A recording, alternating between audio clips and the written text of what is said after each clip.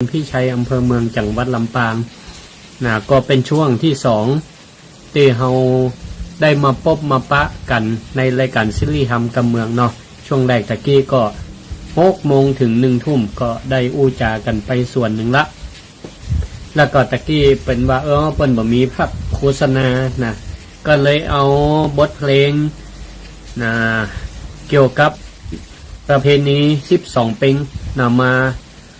ท่านทั้งหลายได้ฟังอาจจะเคยได้ยินได้ฟังมาฟังละเป็นชื่อว่าเพลงวิญญาณแม่นี่นะ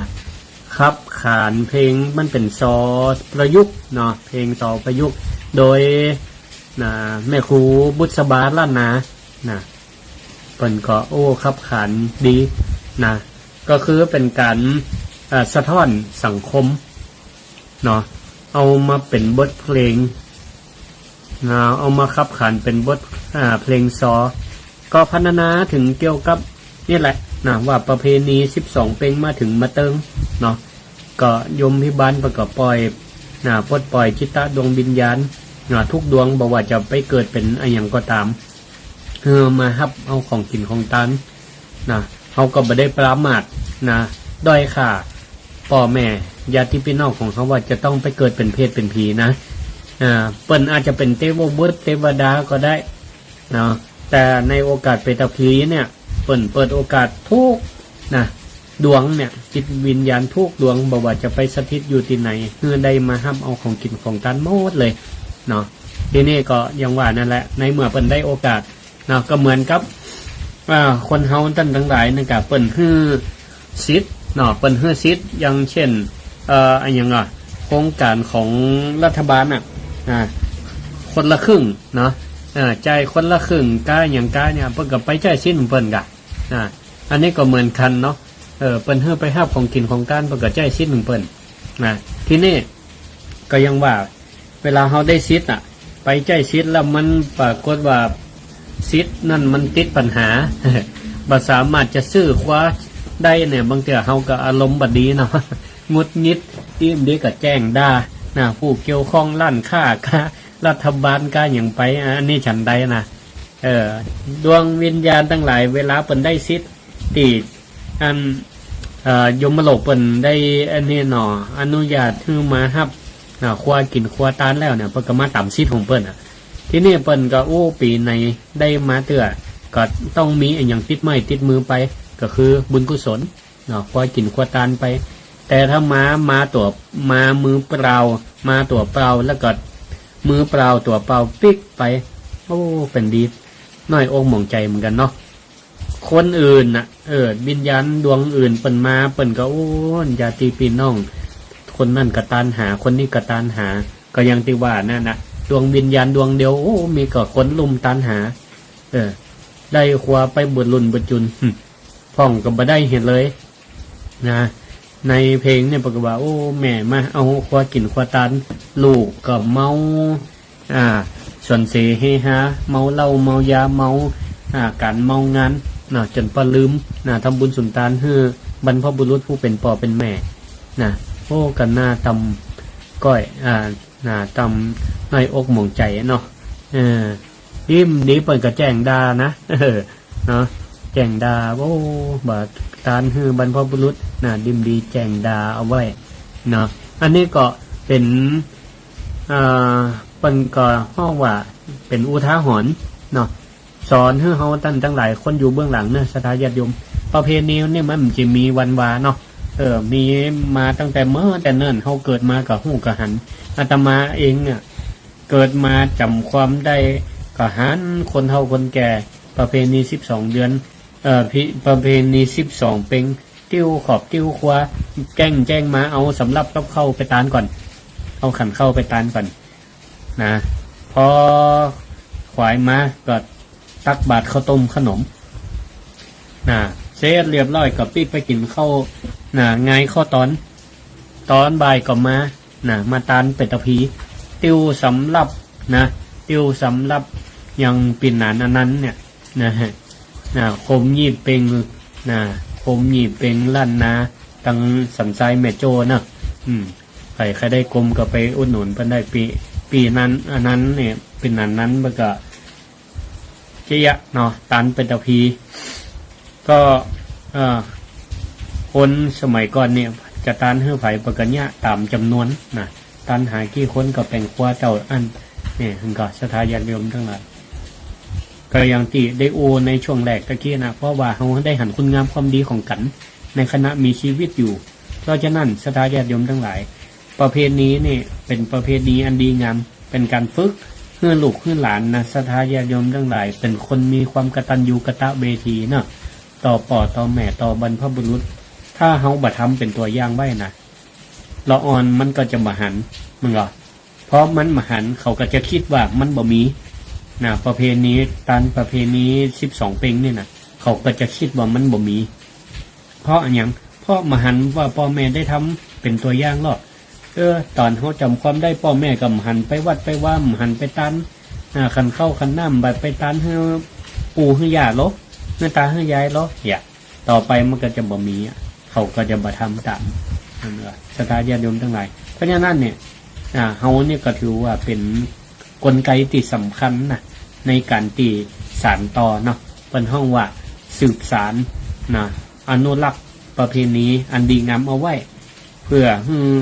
ถ่ายทอดต่อให้เราอ่อนคนรุ่นหลังนะทำให้เขาเป็นแบบอย่างนะทำให้เห็นหน่อยทำให้ดูอยู่ให้เห็นเย็นให้สัมผัสนะให้เขาเราอ่อนได้ปฏิบัติตามแล้วก็เขาจะได้อันเนี่ยเป็นแบบอย่างให้รุ่นหลานต่อไปแหมอย่างนี้มันก็จะบ่มีติสิ้นสุดนะถ้าทำอย่างนี้นะมันก็จะเป็นห่วงโซ่ต่อไปเรื่อยๆกราบถวายความเคารพ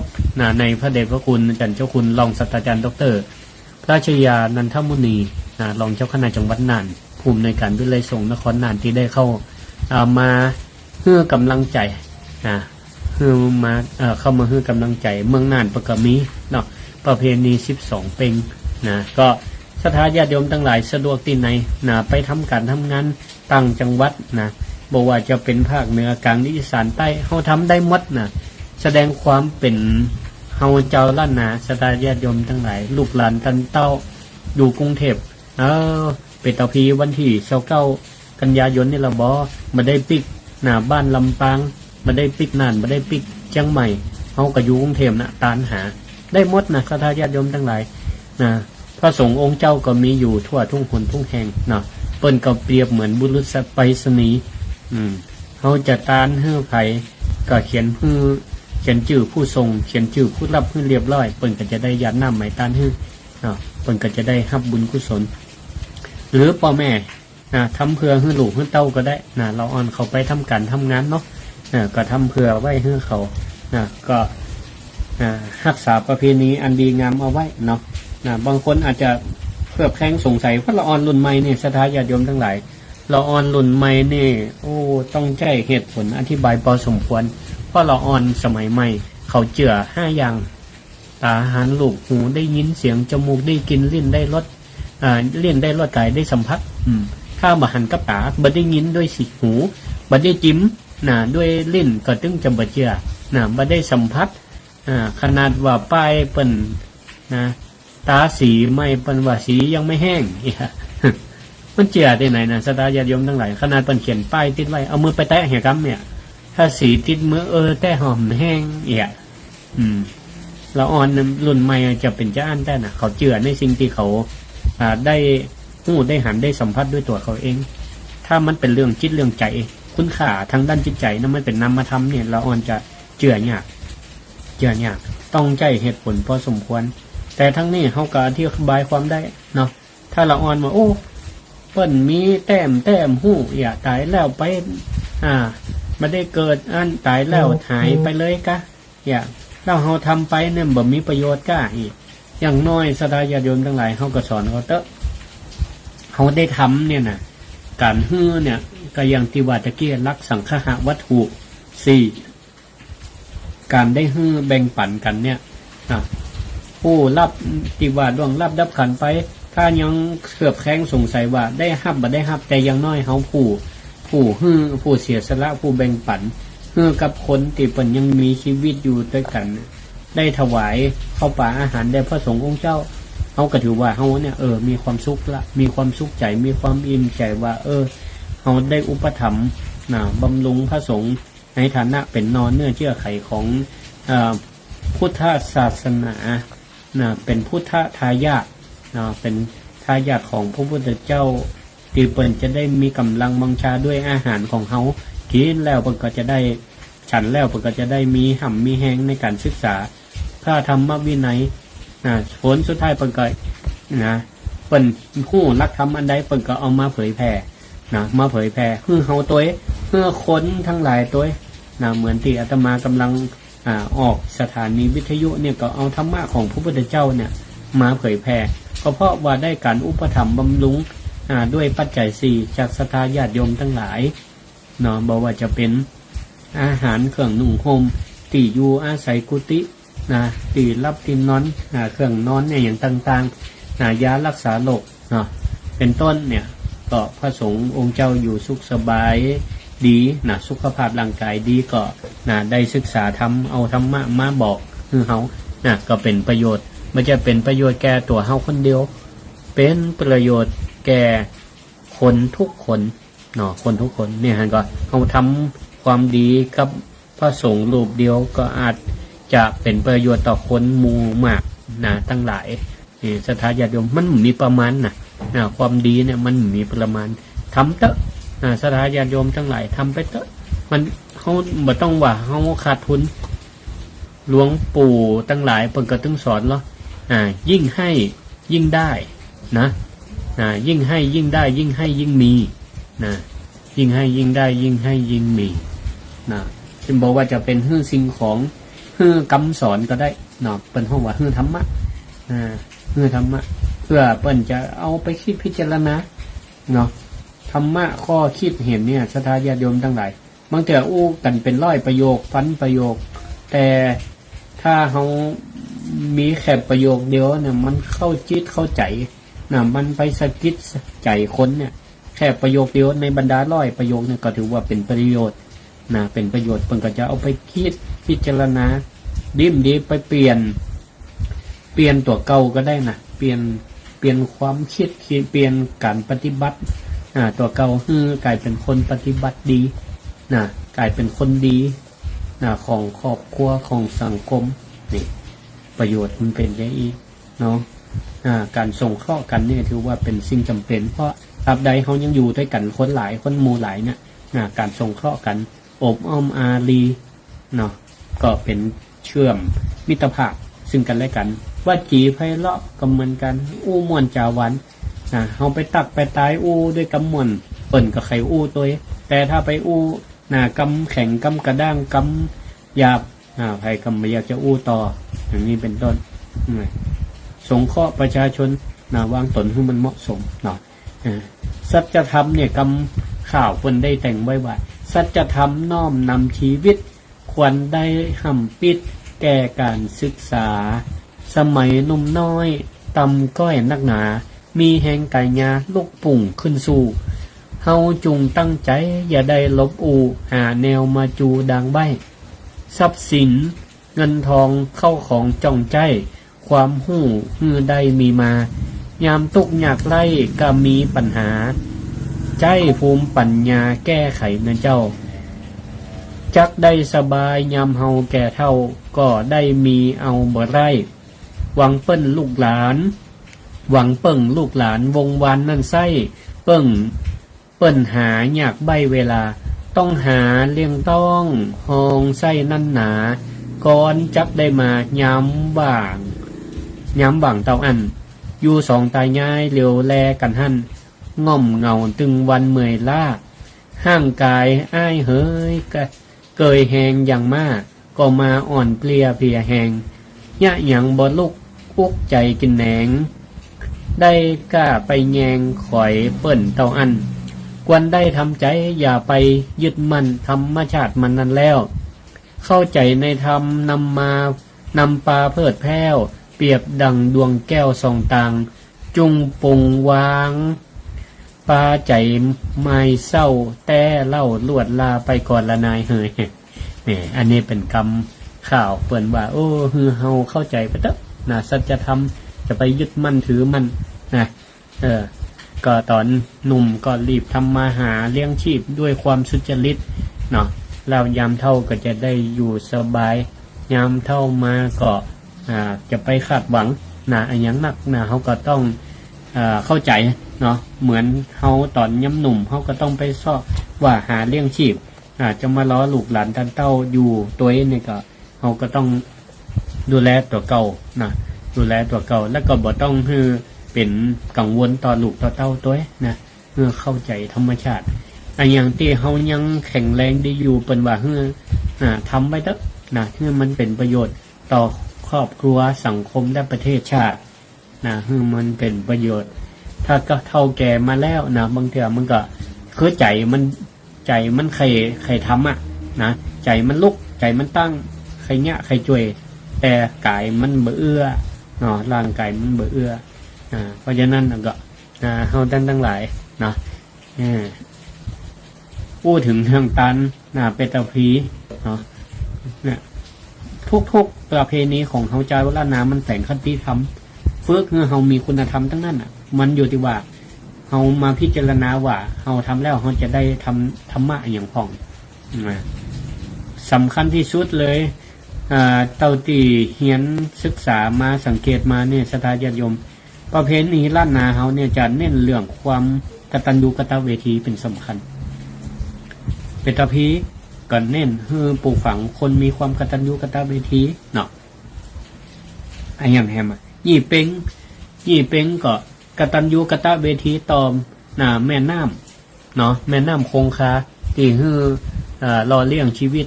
ไอ้ยังแฮมสี่เป้งตันเข้าใหม่ก็นึกถึง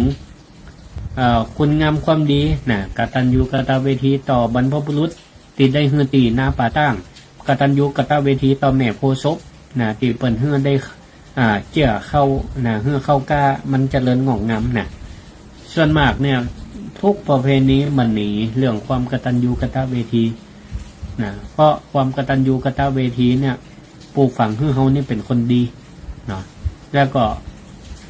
สามารถอยู่กับคนร่วมกันได้เนาะไปไหนก็จ้างอยู่กับไผก็จ้างมีความกตัญญูกตเวทีต่อกันก็จะง่าฮือ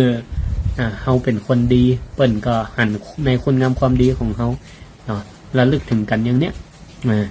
ช่วยกันเนาะรักษาไว้ประเพณีวัฒนธรรมอันดีงามของงานตานเปตาพลีเนาะวิเลยสงฆ์นครลำปางนี่ก็อย่างที่ว่านั่นแหละเปิ่นจัดตานพัดลมแล้วก็นอกจากนั้นทาง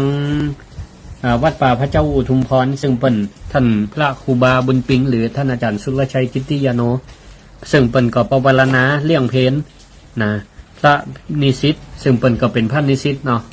ปีนี้เปิ่นปาพระนิสิตมาเฮียนตัวป้าแม่ครัวมาทำอาหารเลี้ยงพัฒหารพระนิสิตตัวก็การเลี้ยงเข้าเลี้ยงน้ำย่อมมีค่าใช้จ่ายซึ่งท่านครูบาก็บ่ได้เรียกร้องแต่ประการใดแต่ก็ความมีน้ำใจเนาะเขาก็เลยประชาสัมพันธ์ไผมีพักใหม่ใส่เครืออันใดน่าจะมาใส่สะเปาวันนี้พระนิสิตวิไลสงฆ์นครลำปางแต่งสะเปาลำใหญ่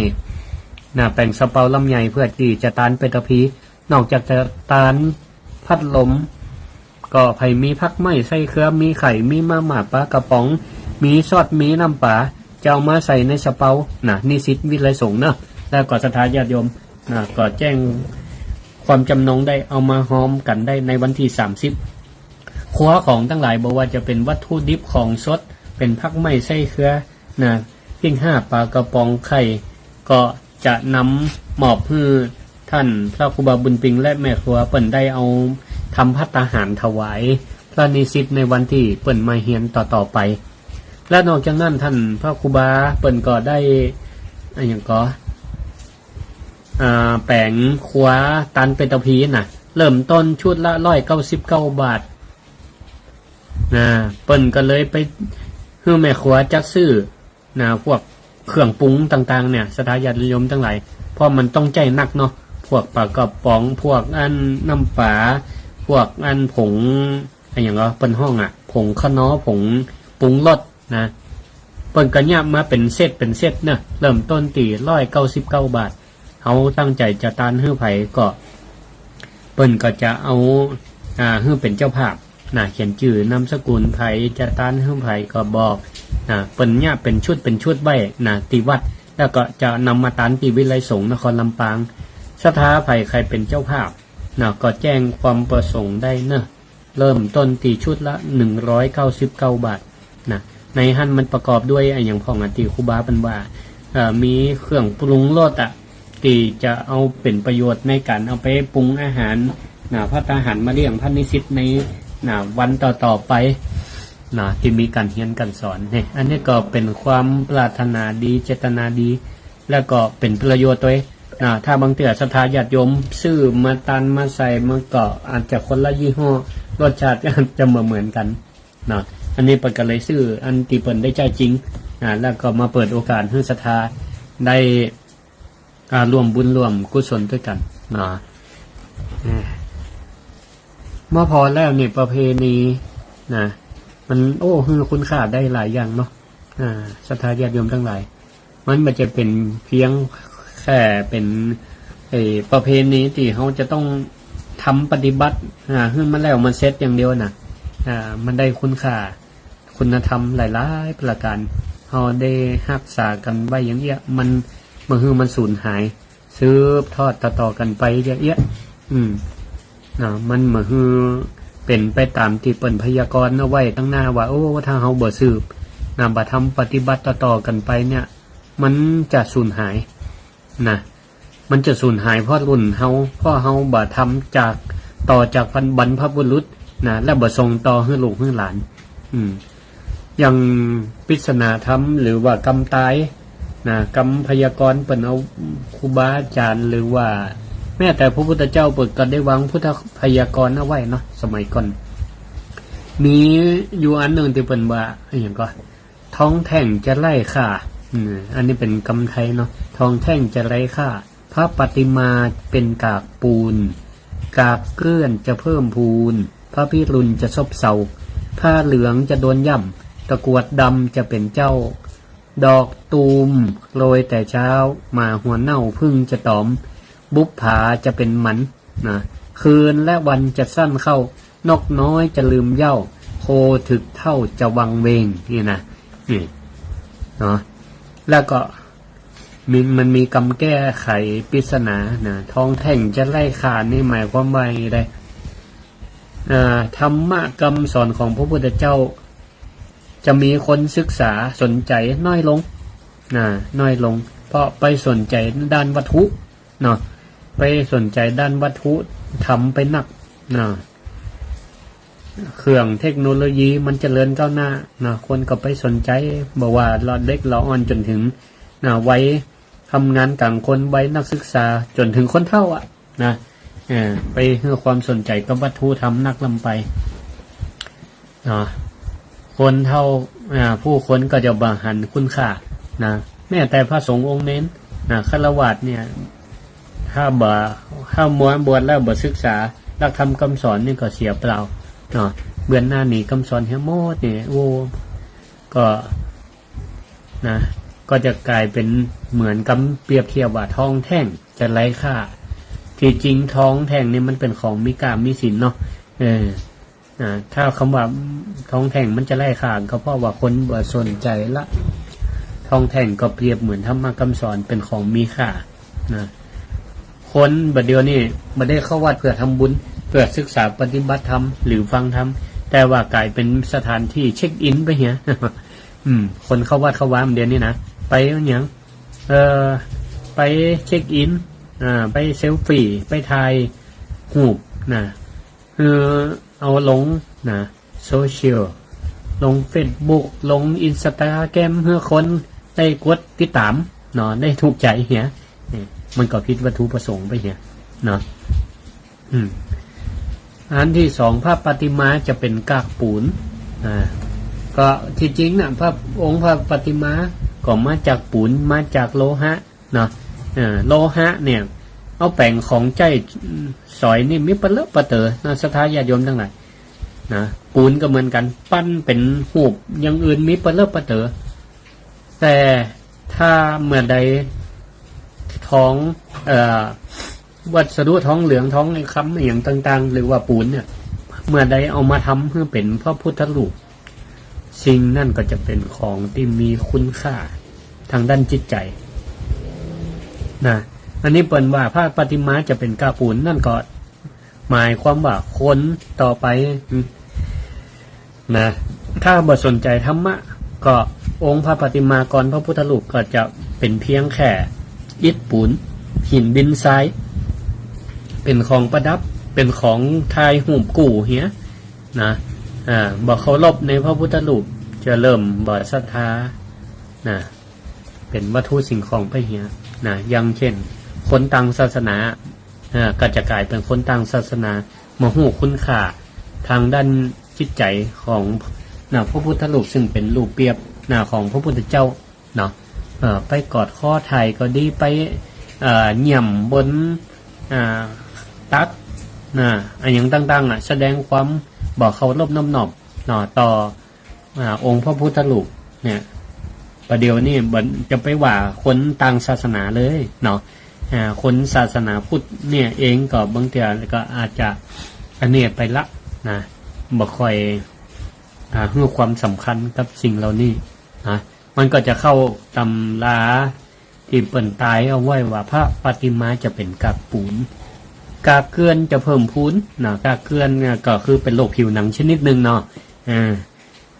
กากเกลือนจะเพิ่มพูนกากเกลือนในที่นี้เปรียบเหมือนความชั่วความชั่วร้ายเลวทรามของผู้คนของคนที่เปิ่นมีความเห็นผิดมันก็จะลุกลามแผ่ขยายหน้าขึ้นเห็นกงจักเป็นเห็นกงจักเป็นดอกบัวเห็นพิษเป็นชอบเห็นชอบเป็นพิษดังเนี้ยมันก็จะพอมันบานปลายไปทุกสังคมดีบดีมันก็ปะปนกันไปคนดีคนให้อยู่นักคนให้นักกว่าคนดีอย่างเนี่ยมันก็จะเป็นผลเสียต่อสังคมประเทศชาติเนาะ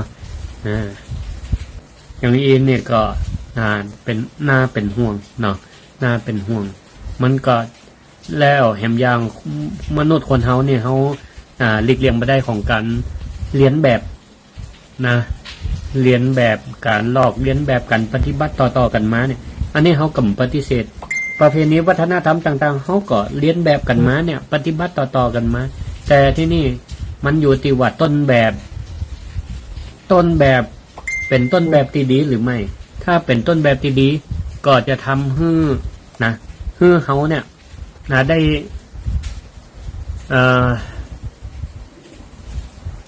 ก็จะถ้าต้นแบบดีก็จะให้เฮาเนี่ยได้เห็นแบบได้ในสิ่งที่ดีก็เหมือนกับว่าเฮามีต้นแบบเป็นครูบาอาจารย์เป็นคนดีพ่อแม่เป็นคนดีลูกก็จะได้เห็นแบบแล้วก็เป็นลูกที่ดีแต่ถ้าพ่อแม่บ่ได้เป็นตัวอย่างที่ดีลูกก็จะเห็นแบบในสิ่งที่บ่ดีมาอย่างเดียวกันอันนี้นี่ก็เป็นอันตรายอยู่เหมือนกันในอนาคตถ้ายังว่าคนบดีมีนักแล้วมันก็จะกลายเป็นต้นแบบที่มันบดีแล้วคนก็จะเห็นต่อๆกันไปมันก็เหมือนกับละอ่อนที่เห็นแบบแล้วก็มีค่านิยมอันพิษละอ่อนประจายอย่างเป็นวัยรุ่นขึ้นมาต้องไว้หนวดสูบบุหรี่กินเหล้าเนี่ยเพราะอย่างพ่อบอกว่ามันเป็นพฤติกรรมเฮี้ยนแบบบอกว่าไอ้สิ่งเหล่านี้เนี่ยมันเป็นการเข้าสังคมนี่แหละถ้าบ่ทำเรานี่บ่ไว้หนวดบ่กินเหล้าบ่สูบบุหรี่เข้าสังคมบ่ได้บ่ใจเป็นลูกบ่ใจตัวจริงอย่างพวกเนี้ยมันก็กลายเป็นการสอนที่มันผิดมันบิดมันเบี้ยวไปก็จะง่าคือละอ่อนเนี่ยก็ยึดตามคิดว่ามันถูกอย่างนี้เป็นต้นต่อไปอันที่สี่ก็คือพระพิรุณจะซบเซาพระพิรุณจะซบเซาฝนบ่ตกนั่นเองพระพิรุณจะซบเซาพระพิรุณเนี่ยก็คือน้ำฝนเนาะน้ำฝนเปรียบเหมือนน้ำใจพระพิรุณจะซบเซาก็คือน้ำใจคนในอนาคตในสังคมในอนาคตเนี่ย จะเหือดแห้งหายไปก็คือน้ำใจจะน้อยลงบ่มีความเอื้อเฟื้อเกื้อกูลต่อเปื่อนต่อคนรอบข้างก็คือเอาตัวเก่าเอาประโยชน์ส่วนตัวเฮียก่อนนะเอาประโยชน์ตัวเก่าเป็นที่ตั้งอย่างเอี้ยบ่ค่อยมีน้ำใจเฮือกับคนอื่นอย่างเช่นไปต่อคิวของมันมดตัดตัวเองแล้วคนต่อท้ายเปิ่นมาได้สักกำก็แล้วไปเหียมาสนใจขอให้เฮาได้ก่อนแทนที่ว่ามันมดตัดเฮาคนสุดท้ายคนตั้งหลังเปิ่นก็แต่งตาปิ๊บจะได้เห็นคนเดียวมันได้ก็อย่างนั้นมาได้สักกำมีน้ำใจแบ่งกันคนเกิงเหียหรือว่าหันเปิ่นกำลังมีปัญหาอุปสรรคอย่างก็เมื่อความช่วยเหลือสอบถามกันอย่างช่วยได้ก็ช่วยกันไปเนี่ยก็เป็นสิ่งที่ดีก็จะทำให้สังคมเนี่ยอยู่กันอย่างมีความสุขสันติสุขอันนี้ถ้ากลายเป็นคนมีน้ำใจบ่มีมันฮดมันแห้งไปก็จะเนี่ยคือแต่ละคนเป็นคนหันแก่ตัวแล้วก็จะเป็นคนที่มีพฤติกรรมเฮี้ยนแบบต่อๆกันเยอะเพราะฉะนั้นก็ต้องฝึกเป็นคนมีน้ำใจผ้าเหลืองจะโดนย่ำต่อไปผ้าเหลืองจะโดนย่ำคือยัง ก็คือผู้คนจะบ่กลัวบาปกลัวกรรมเมามันในการติเตียนดูหมิ่นดูแค้นพระสงฆ์องค์เจ้าแม่พระสงฆ์องค์เจ้าก็บ่ตั้งอยู่ในศีลในธรรมบ่เป็นที่เคารพนับถือมันก็อันนี้กันไปบางแต่ก็ญาติโยมอาจจะหันตัวอย่างพระสงฆ์องค์เจ้าตีเปิ่นประพฤติตัวบดีแล้วก็เอาเลยไปตีเมารวมว่าพระสงฆ์องค์เจ้ามันก็เหมือนกันหมดหรือว่าหันเปิ่นเสื่อมเสียคนเดียวก็ไปถือว่าปลาเน่าตายต้องคล้องก็ไปปาหมัดดูถูกดูแคลนคนอื่นตัวถ้าไปดูถูกดูแคลนพระสงฆ์องค์เจ้าที่เปิ่นปฏิบัติดีปฏิบัติชอบนี่ก็มันจะกลายเป็นไกายกรรมวจีกรรมมโนกรรมไปเนอะเพราะฉะนั้นนี่หันพระสงฆ์องค์เจ้านี่ศรัทธาญาติโยมทั้งหลายจะดีจะให้กระจ่างเนี่ยเขาก็มองว่าเปิ่นก็เป็นสักยบุตรศาสนาทายาทของพระพุทธเจ้าถ้าเขาบหันด้วยตาบันได้ยินด้วยหูก็จะไปฟังฟ้าหมัดที่เตียนตำนี้ปันเตืออย่างได้ยินเขาเหล่าอ้างเขาว่ามาก็จังไปเปิ่นอย่างนี้เนี่ยมันก็ถ้าเปิ่นบ่ได้ทำบ่ได้ทำพิษบ่ได้เป็นคนอย่างที่เขาเหล่าลือกันมันก็จะกลายเป็นกายกรรมวจีกรรมมโนกรรมไปเหี้ยอันนี้เนี่ยก็อันตรายหันในสื่อก่อนเดียวเนี่ยหันแล้วก็สลดหดหูใจหาอาศัยตัวเก่านี่เป็นคนมีตำแหน่งเป็นคนบ้านมีตำแหน่งน้อยหนึ่งเนี่ยจีหน้าดาพระก็มีบ่ฮื้อความเคารพนับถือบ่โดยที่บ่คำนึงบ่นึกถึงว่ากลัวบาปกลัวกรรมจะเห็นกายกรรมวจีกรรมมโนกรรมไปในอนาคตอันนี้เนี่ยก็อยากจะฝากไว้เนาะอันต่อไปก็คือตะกรวดดำจะเป็นเจ้าใช่ไหมตะกรวดดำจะเป็นเจ้าก็คือคนในตระกูลต่ำคนที่มีจิตใจเลวซ้ำเป็นคนบดีเมื่อได้เป็นใหญ่ของอำนาจแล้วก็จะเหลิงในอำนาจหลงในอำนาจใจอำนาจในทางตีพิษบ้าอำนาจป้าให้บ้านเมืองเกิดความเสียหายป้าองค์ก่อนให้เกิดความเสียหายเพราะตัวเก่าเนี่ยเป็นคนตีบดีเป็นคนบ่มีศีลมีธรรมแล้วก็พอได้มีอำนาจก็ใจอำนาจในทางที่ผิดมีแต่พระเดชบ่มีพระคุณกินเงินหลวงพ่องกินสินบาทขาดสินบนพ่องเอาเปรียบเจ้าบ้านเจ้าจองอย่างนี่ก็บ่ดีก็อันนี้ได้อู้จ่าเกี่ยวกับกรรมทำนายเอาไว้ก็มามันก็น่าคิดน่าคิดพ ราะว่าโลกปัจจุบันนี่บางข้อเนี่ยมันก็เริ่มเข้าข่ายแล้วนะมันก็เริ่มเข้าข่ายละนะศรัทธาญาติโยมทั้งหลายใครจะโทรเข้ามา0649495999นะรายการศิริธรรมกำเมืองนะโดยพระครูศิริธรรมบัณฑิตโทรมารายงานการฟังกันได้เนอะไปฟังอยู่ที่ไหนทั้งใดคืนเป็นจะใดชัดเจนบ่ชัดเจนจะใดนะเจริญปอนเจ้าแม่กี่พันปากแก้วป่าไม้แดงโดยสักกิจนะเจ้าสาธุแล้วก็ขึ้นอย่างก็แม่ฟังอยู่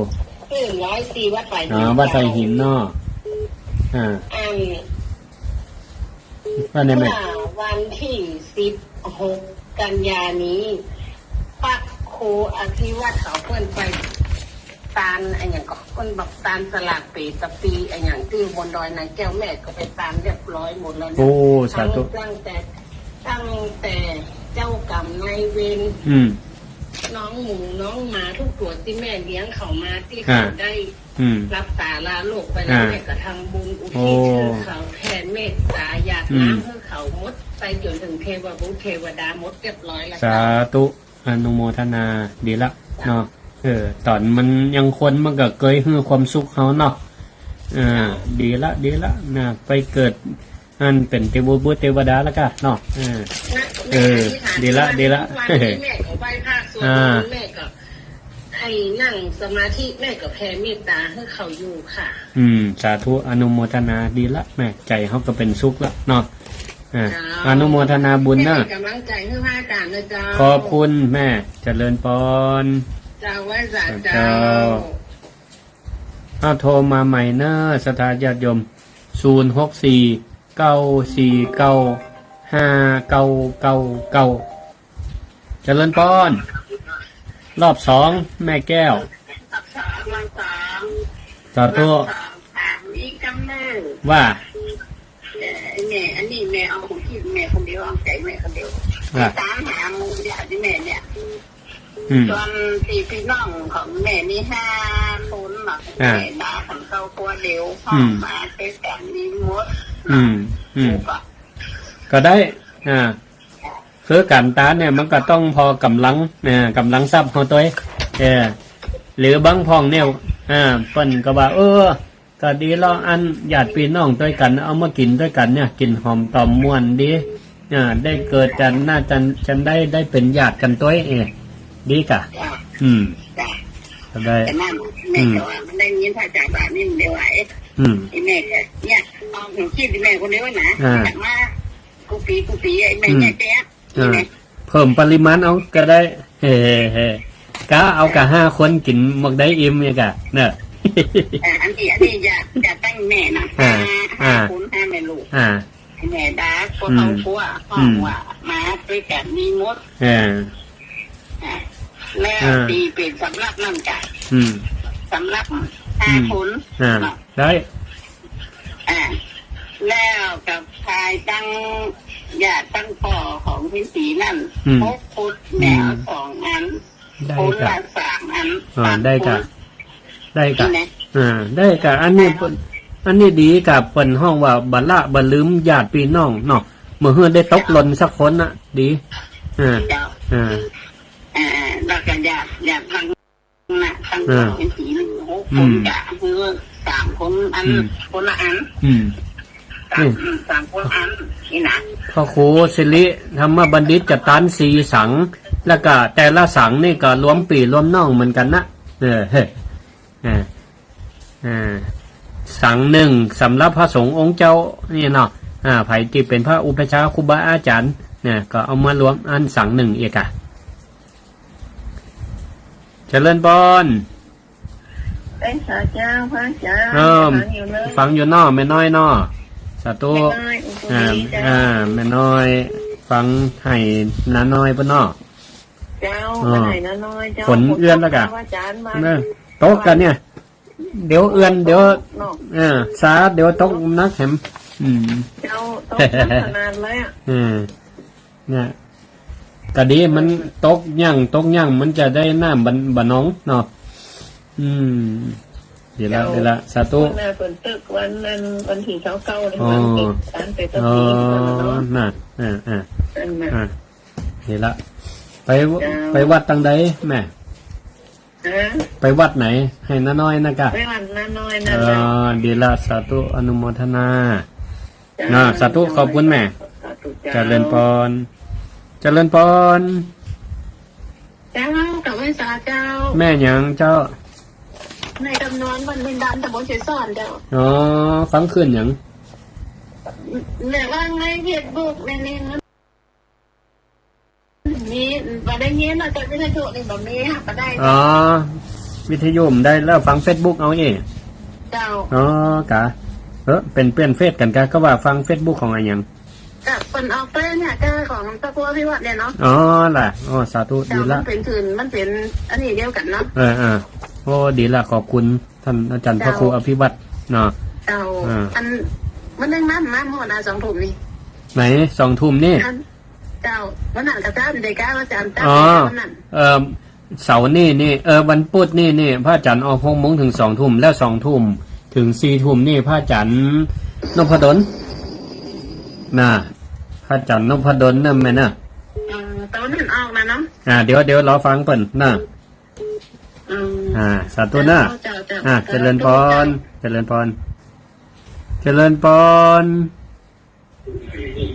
ัลโหลเจริญพรเนอะไว้สาเจ้านันทาจารย์เจ้าแม่หยังโยมแม่กับแก้วนะเจ้ามันกล้วยไฟเจ้ามันกล้วยไฟไก่นี่นะวันนี้เจ้าตีก็ไปเจ้าไปที่วัดบรรพตสถิตนี่นะบ่มาตักกันผ่องนะป้าก็นั่งขึ้นนอกเอาตาลขนมหวานมาขนมหวานอาจารย์จับสาวเอาคนละใหม่ไปใส่จังเด็ดเนาะจ้าสาธุเนอะอาจารย์อยู่เจ้าอาจารย์จำโยมแม่ได้จำไม่ได้ก็มาตักกับโยมแม่ที่เป็นดนตรีไทยตอนที่วัดจ้าอันยังก็แม่ก็แม่ยกแม่กับแก้วที่ร้องเพลงกับวงจีรีหลานนานะจ๊ะแม่กับแก้วเนาะร้องดอกบัวบูชาวันนั้นนะตัวน้อยๆนะคะตัวน้อยๆนั่นเหรอมึงเหรอตัวน้อยมันน้อยกะน้อยจะน่าอาจารย์กะจำอาจารย์ใดกันนี่กะตักกะเด้อไปสัมโมทิยาที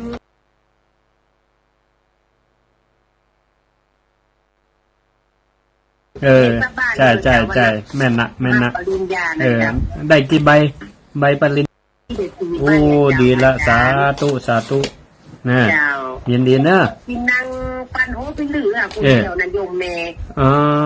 สาธุดีละไ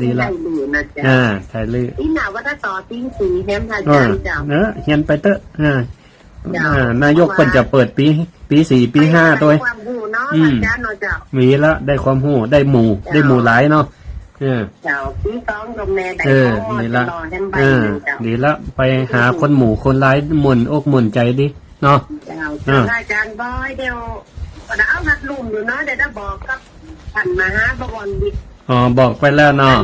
ปุ่นเนาะอาจารย์ได้ปุ่นจะปุ่นกี่คุณก็ได้ได้คุณนักเก่าพันนุ่ม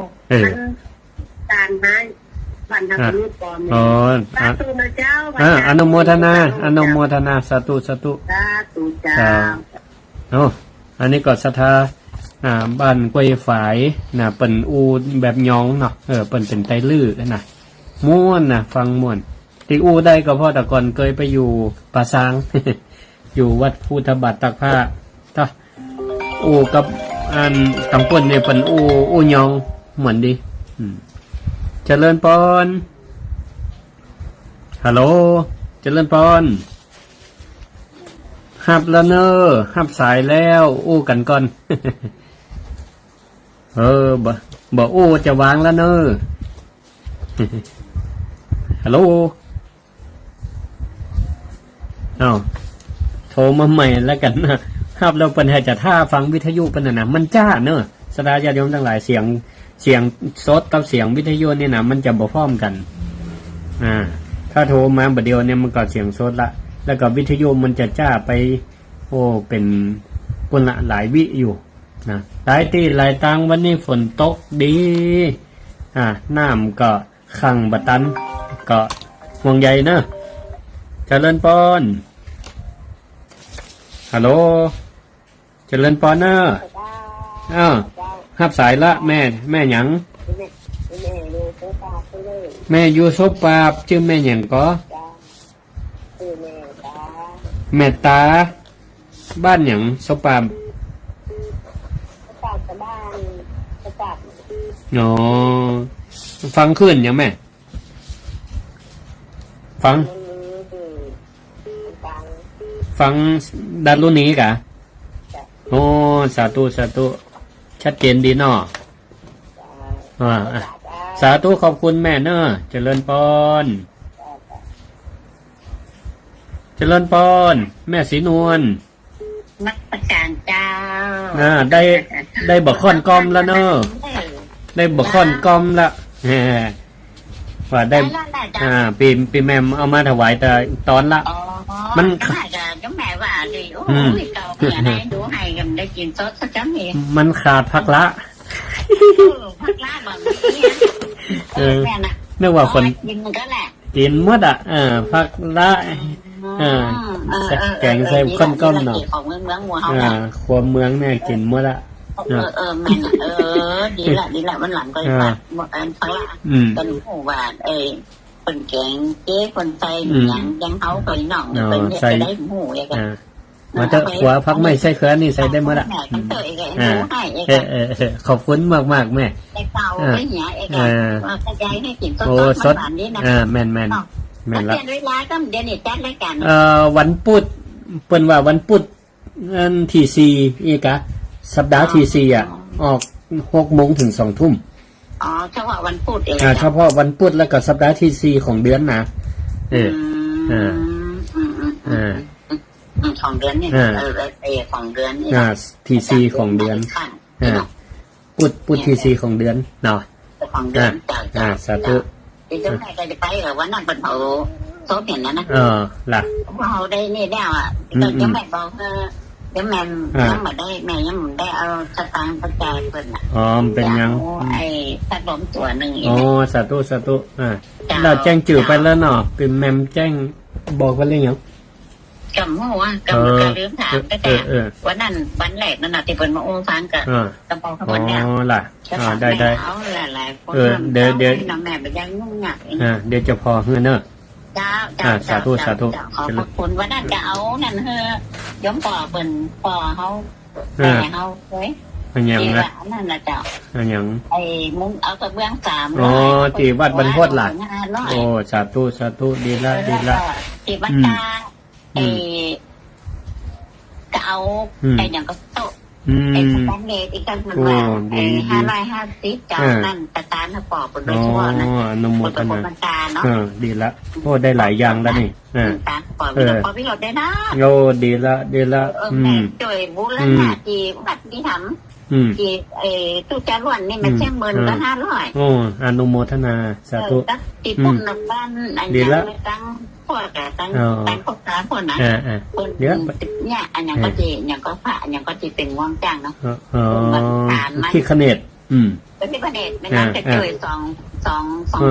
2,000อนุโมทนาเนาะได้